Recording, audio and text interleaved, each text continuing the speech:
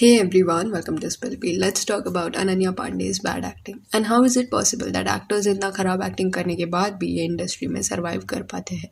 For those who are clueless and thinking कि अचानक से अनन्या के एक्टिंग के बारे में क्यों बात हो रहा है, तो I guess you have not yet watched Liger. I would say you're spared. It was like a torture. Vijay Deverakonda अकेले ही ये फिल्म को खींच के फिनिश लाइन तक लेके जाने की कोशिश करते हुए नजर आए. No doubt his performance was good, but सिर्फ एक इंसान के बेसिस पे फिल्म कभी चल नहीं सकती. स्टोरी लाइन बोरिंग थी, देन बीच बीच में अननेसेसरी सॉन्ग्स डाल दिए गए थे, देन दूसरे जो एक्टर्स थे वो काफी बुरा एक्टिंग कर रहे थे. तो ऐसे अगर फिल्म बनी है तो it is but obvious that audience bore हो ही जाएगी. लास्ट आई रिमेंबर अनन्या की जितनी भी अभी तक फिल्में आई है ना, उसमें सिर्फ गहराई के वक्त ही उसकी एक्टिंग स्किल्स को अप्रिशिएट किया गया था.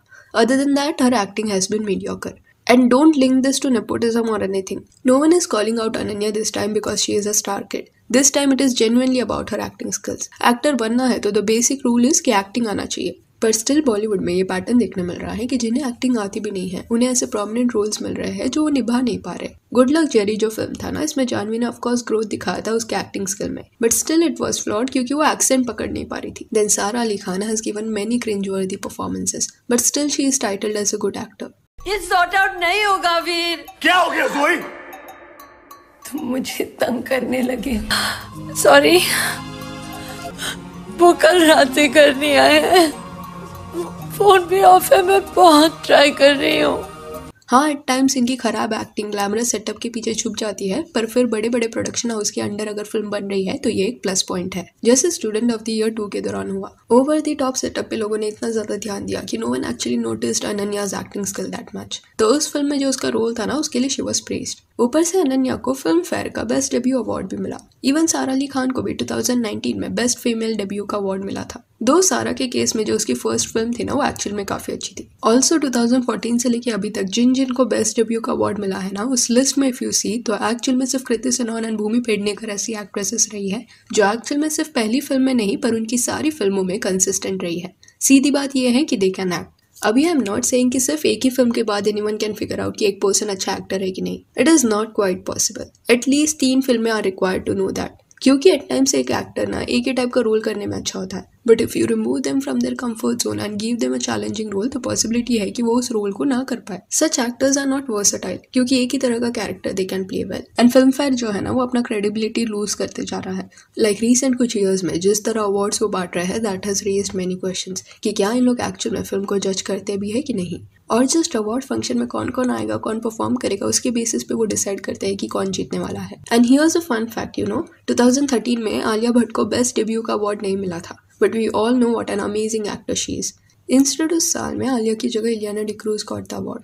नो डाउट बर्फी फिल्म में इलियाना का performance was amazing, but Phata Poster Nikla Hero में उतना ही खराब परफॉर्मेंस था. तो इसी वजह से आई सेड कि एक ही फिल्म देखी यू कांट अंडरस्टैंड कि एक एक्टर कितना वर्सेटाइल है एंड कितना अच्छा एक्टिंग कर सकता है. फिर 2011 में भी दिस हैपेंड. श्रद्धा कपूर को उस साल बेस्ट डेब्यू का अवार्ड नहीं मिला था, इंस्टेड सोनाक्षी सिन्हा को दिया गया था. बट वी ऑल नो कि श्रद्धा के एक्टिंग स्किल्स कितने ज्यादा अच्छे हैं. तो इसी वजह से आई फील कि बेस्ट डेब्यू का जो अवार्ड है ना, दैट डजंट डिसाइड एनीथिंग. एक तुक्के की तरह है, कभी कभी सही लग जाता है, कभी कभी नहीं.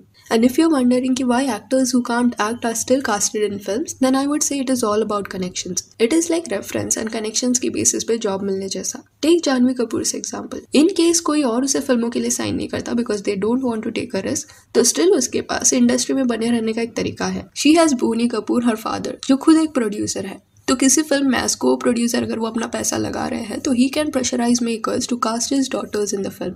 एंड आई फील ऐसे सिचुएशन में that is what most of the parents will do. अगर वो अपने बच्चों का फायदा करा सकते हैं तो they do it. It happens everywhere. Privilege को अगर बॉलीवुड की लैंग्वेज में डिफाइन करना है तो इस इंडस्ट्री में बीइंग प्रिविलेज्ड का मतलब ये होता है कि अगर आपको एक्टिंग आती भी ना हो, still big production houses will sign you. And पहले की 3 फिल्म तो जस्ट प्रैक्टिस फिल्मों की तरह होती है जहाँ पे these actors learn how to act. Then eventually 4th film से वो एक्चुअली उसमें बेटर हो जाते हैं, एंड देन एक टाइम के बाद वो एक्टिंग सीख जाते हैं.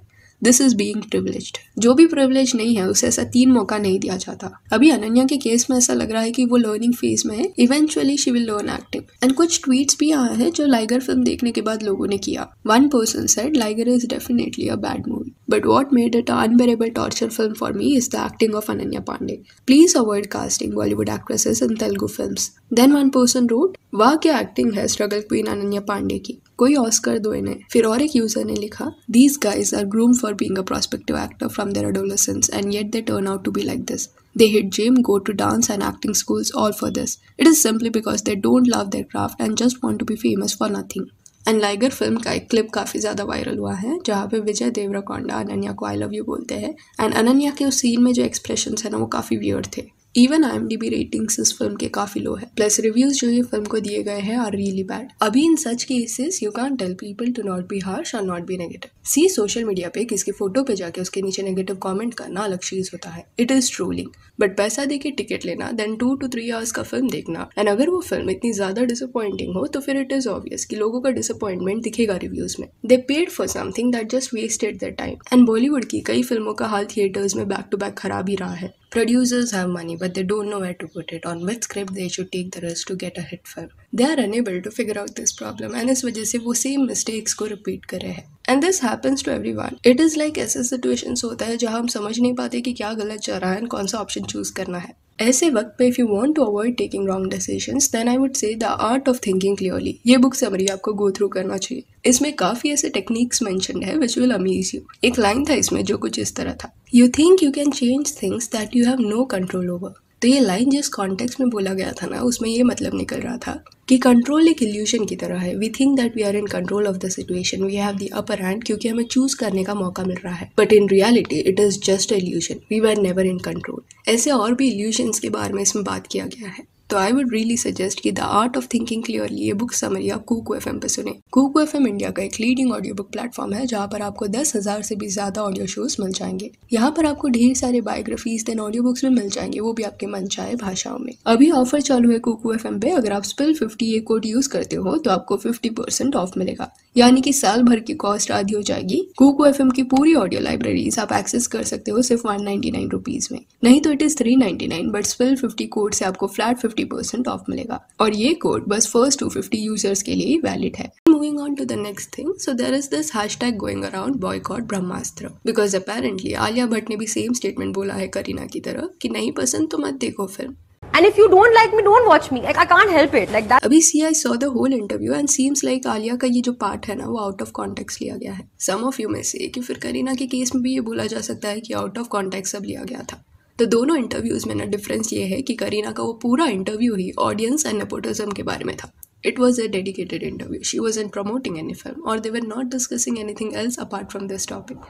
एंड यहाँ पे करीना बॉलीवुड ऑडियंस को एड्रेस कर रही थी एंड सिर्फ ट्रोलर्स को नहीं। बट आलिया भट्ट का इंटरव्यू एक्चुअली कुछ और था, वो प्रमोशंस के लिए वहाँ गई नहीं थी। तो एन नंबर ऑफ क्वेश्चंस में से कुछ ट्रोलर्स से रिलेटेड भी क्वेश्चन उनको पूछा गया था, तो उनको एड्रेस करते हुए आलिया का ये रिस्पॉन्स था। So it was about trollers. See ये इंटरव्यू को हर पर्सन अपने वे से इंटरप्रेट करेगा। Some will try to understand the background of this answer and some won't, that is up to them. सबसे आप एक्सपेक्ट नहीं कर सकते कि पूरा इंटरव्यू जाके वो देखेंगे एंड इसी वजह से आई फील एक्टर्स को थोड़ा और कॉशियसली आंसर्स देना चाहिए। इतनी बड़ी बड़ी फिल्में लाइंड अप है आलिया भट्ट की, तो why to risk it because of one single statement. And अभी ब्रह्मास्त्र फिल्म का जब रिलीज डेट और पास आएगा ना तब ये क्लिप हैवीली लोग सर्कुलेट करने का ट्राई करेंगे एंड आई थिंक अगर ऐसा हुआ तो लाल सिंह चड्ढा के कास्ट ने जो गलती की है वो गलती इन्हें नहीं करनी चाहिए। जैसे करीना नेवर एक्सेप्टेड कि देखना है तो देखो फिल्म वरना मत देखो, ये लाइन थोड़ा एरोगेंट साउंड कर रहा था। उसने कभी उस सिचुएशन को एड्रेस किया ही नहीं।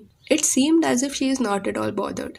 तो इन केस आलिया का भी ये स्टेटमेंट हेवीली क्रिटिसाइज होता है तो Alia should speak about it instead of ignoring it. Brahmastra actual में एक काफी बड़ी फिल्म है, कोई रीमेक या वही मसाला टाइप की फिल्म नहीं है। सो बहुत लोगों की मेहनत है इसमें and I would really want this film to work, क्योंकि लार्ज स्केल पे कुछ नया करने की कोशिश फिल्म मेकर्स यहाँ करते हुए दिखाई दे रहे हैं। तो Ranbir and Alia have to be cautious during their interviews and before going do not forget about the art of thinking clearly book summary जो आप कुकू FM पे सुन सकते हो एंड स्पिल 50 कोड यूज करके you will get 50% off. So yeah that's it for this video. Do let me know कि अनन्या पांडे की acting आपको कैसी लगी and if you want you can follow us on Instagram जिसका लिंक आपको description में मिल जाएगा। और ये वीडियो अच्छी लगी हो तो लाइक एंड शेयर करें और ऐसे और अपडेट्स के लिए चैनल को प्लीज सब्सक्राइब करें। Thank you.